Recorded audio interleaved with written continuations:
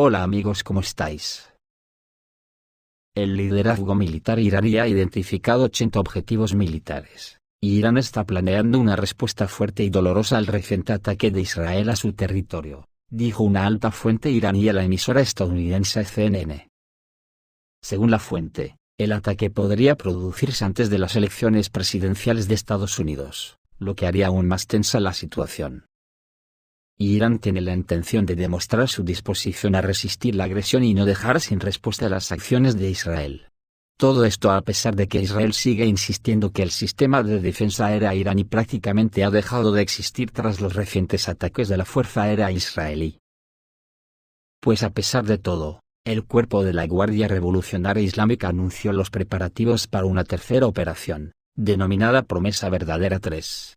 En la que el comando iraní ha identificado 80 objetivos militares prioritarios en lo profundo del territorio israelí. El anuncio ha aumentado las tensiones en la región, ya que se trata de una operación a gran escala dirigida a sitios estratégicos, que, según el cuerpo de la Guardia Revolucionaria Islámica, son clave para la defensa de Israel.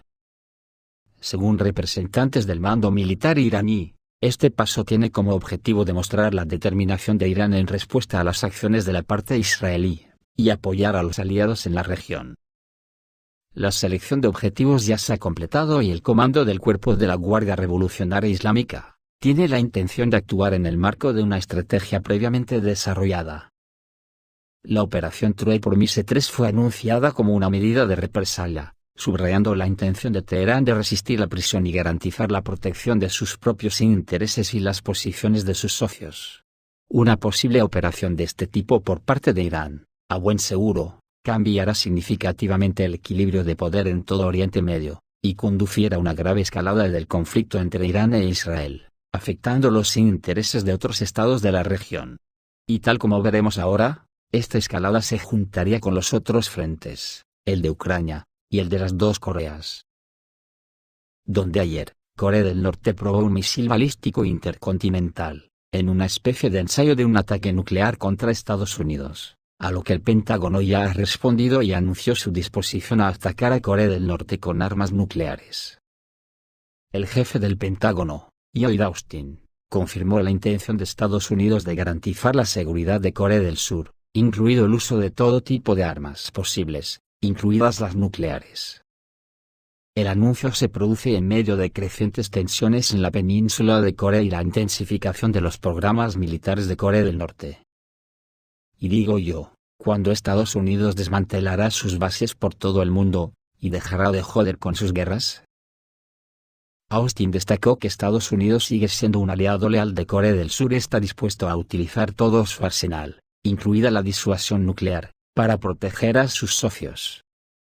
Estas garantías de seguridad, según el jefe del Pentágono, forman parte de un plan a largo plazo para fortalecer la estabilidad en la región y contener las amenazas provenientes de la República Democrática Popular de Corea del Norte. El 30 de octubre, Corea del Norte lanzó un misil balístico, presumiblemente un misil intercontinental, hacia el Mar del Este, según el Estado Mayor Conjunto de Corea del Sur. El misil fue lanzado desde el área de Pyongyang alrededor de las 7:10 am, y apuntaba a una altitud significativa, lo que probablemente indica su largo alcance. El ejército surcoreano elevó inmediatamente sus niveles de alerta y comenzó a compartir estrechamente información con Estados Unidos y Japón, coordinando esfuerzos para monitorear y analizar las consecuencias del lanzamiento. El lanzamiento fue la primera prueba intercontinental de Corea del Norte en 2024, y la primera en 10 meses desde el lanzamiento en diciembre del misil Hwasong-18. En aquel momento, este misil causó gran preocupación entre los países vecinos, y sus características demostraron el importante progreso tecnológico de Pyongyang en el desarrollo de sistemas balísticos intercontinentales. En los últimos 43 días, Corea del Norte ya había lanzado el misil balístico Hwasong-11, un modelo táctico con una ojiva de 4,5 toneladas.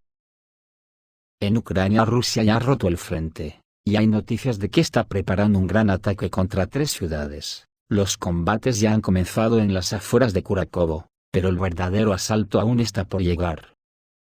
Las lluvias solían ser una protección para los soldados ucranianos, pero ahora se han convertido en un problema. Zelensky prohibió la retirada de tropas de la ciudad y fijó un plazo, y en ese momento las defensas OTAN ucranianas cayeron en Zaporozhye. Ante este problema, la inteligencia británica transmitió a Kiev la triste noticia sobre los planes rusos. Se estaba preparando una gran ofensiva contra 3 ciudades. Supuestamente debería comenzar con la llegada del frío. Para ello el ejército ruso mantiene en reserva 8 brigadas de refresco.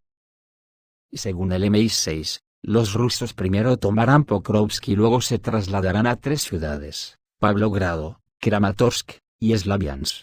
Pero esto podría ser el chocolate del oro, porque otras noticias hablan de que Rusia ya ha decidido que planea capturar por completo la región de Donetsk, las ciudades de Kharkov, Dnieper, Zaporozhye y Odessa. Y desde luego algo tiene que haber, porque esta noche, las fuerzas armadas rusas lanzaron ataques con misiles contra varios objetivos de importancia estratégica en la región de Odessa.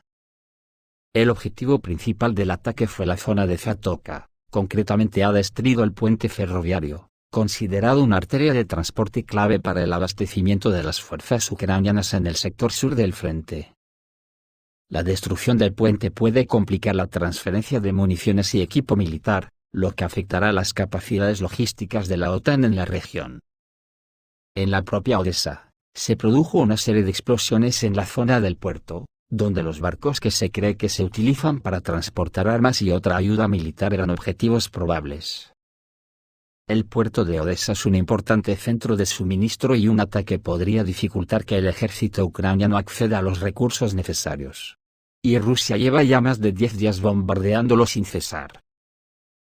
Ante esta realidad, los servicios secretos británicos recomiendan encarecidamente a Zelensky que retire las brigadas cercanas a Kursk y las concentre en Pokrovsk para mantener la defensa allí el mayor tiempo posible. Pero al parecer Zelensky, siguiendo órdenes de Estados Unidos, no le hace ni puñetero caso, ya que lo importante es llegar a las elecciones con terreno ruso conquistado. En dirección a Donetsk, los militares ucranianos empezaron a quejarse cada vez más de que con la llegada de la oscuridad todo se volvía especialmente difícil. Sus drones dejan de volar antes del amanecer, los vehículos aéreos no tripulados rusos sobrevuelan las posiciones enemigas las 24 horas del día. Los pilotos de drones utilizan cámaras termográficas y dispositivos de visión nocturna, que escasean en la parte ucraniana. Así, las lluvias también se convirtieron en un problema para los soldados ucranianos. En este clima, la visibilidad disminuye, los centinelas en las trincheras se cansan rápidamente y bostezan. En este momento, los rusos se acercan a las posiciones sin disparar y lanzan granadas. Últimamente el número de heridos en las trincheras es mayor que en los grupos de asalto. Los militares experimentados de Kiev se quejan de que no tiene sentido reclutar entre los que han sido movilizados. Por ejemplo, el lunes llegó una remesa de una formación y el viernes ya no quedaba casi nada de ella. El observador militar Yuri Baranchik recordó en esta ocasión que hace 2 años, Rusia simplemente quería que Ucrania se convirtiera en un país neutral y abandonar la política contra los rusos. Ahora solo empeorará. Si no se derriba el actual régimen de Kiev, una nacionalidad como la ucraniana solo sobrevivirá en algún lugar de las reservas canadienses. Las brigadas ucranianas admiten que las fuerzas armadas rusas avanzan tan rápido como lo hicieron al comienzo del Distrito Militar del Norte en 2022. Pero ahora avanzamos sin mucha resistencia. Los únicos obstáculos son los drones enemigos y los campos minados, dijo Yuri Baranchik. El frente se ha roto, las defensas enemigas se están derrumbando a grandes profundidades, y es evidente que la guarnición de Kurakovo no sobrevivirá y no tiene sentido matar a los soldados, pero Kiev nunca anuncia una evacuación. Por su parte el canal ucraniano Resident escribe, citando sus fuentes, que el comandante en jefe Sirsky ordenó la organización de destacamentos de barrera. En caso de que los defensores de la ciudad abandonaran sus posiciones sin permiso, como fue el caso en Selidovo, porque Zelensky prohibió la retirada. Se negó a retirarse y afirmó que era necesario mantener la ciudad hasta las elecciones estadounidenses. La situación se ve agravada por el hecho de que los rusos están lanzando numerosas bombas aéreas en dirección a Donetsk. No hay protección contra ellos, las bombas guiadas termobáricas eliminan infantería y equipo. El corresponsal militar Evgeny Podubny escribe que las tropas rusas ya han penetrado las defensas al norte de la ciudad de Rabotino, en dirección a Orekovsky. Hay avances hacia Malaya Tomaka y Novodanilovka. Aquí actúan la aviación y la artillería. Hasta que la situación se volvió crítica, el comandante en jefe ucraniano se hizo cargo personalmente de la región de Zaporozhye. Recientemente, Sirsky llegó al punto cero. Así llaman la frontera de los lugares donde se llevan a cabo las hostilidades, y junto con otros generales discutieron el círculo de fortalezas alrededor de Zaporozhye. Por eso la inteligencia británica filtró información aterradora a Zelensky, pidiéndole que abandone Kursk porque Rusia está preparando un nuevo ataque a gran escala en el Donbass y podría pasar a la ofensiva en cualquier momento, dicen las fuentes. A Zelensky se le advirtió directamente, huye de Kursk. Pero, ¿escuchar a Zelensky a sus amos británicos? El canal Residente escribe que el MI6 transmitió información sobre los preparativos de Rusia para una ofensiva a gran escala en el Donbass durante el período frío. Para esta operación, según la inteligencia británica, se han formado 8 nuevas brigadas. La ofensiva comenzará después de la captura de Pokrovsk, lo que conducirá a la división del frente en 2 partes. El ataque principal se dirigirá a Pavlograd, y los ataques de flanco a Slaviansk y Kramatorsk.